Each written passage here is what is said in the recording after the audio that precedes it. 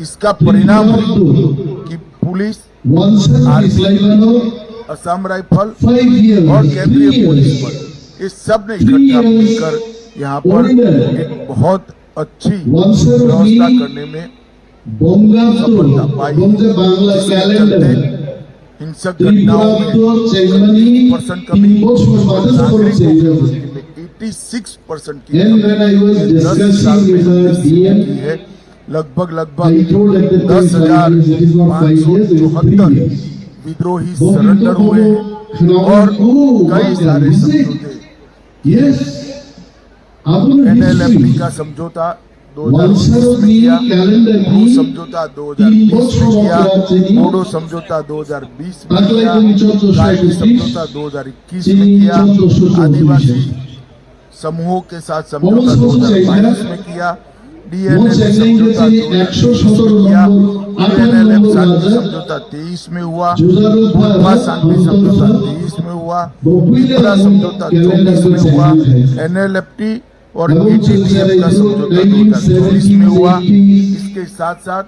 आसाम मेघालय अंतर्राज्यीय सीमा समझौता और आसाम अरुणाचल अंतर्राज्यीय सीमा समझौता भी।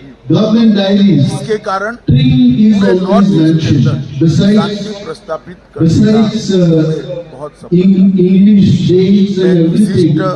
विशिष्ट बात पर भी आपका ध्यान आकृष्ट करना चाहता हूँ। हमने भारत को नशा मुक्त करने का मैं मानता हूँ कि नॉर्थ ईस्ट की विशिष्ट जिम्मेदारी, क्योंकि नारकोटिक्स का आने का एक प्रमुख रास्ता नॉर्थ ईस्ट के राज्यों के होकर काफी कुछ हुआ है।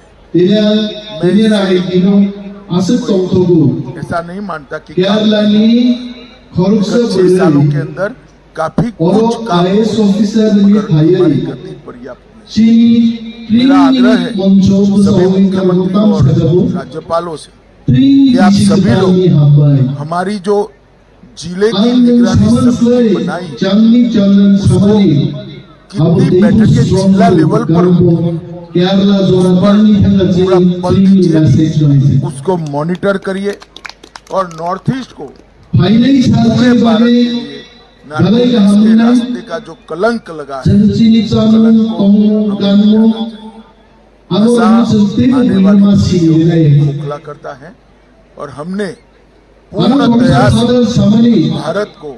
नशा मुक्त बनाने का काम करना है और ये मिशन उसमें नॉर्थ ईस्ट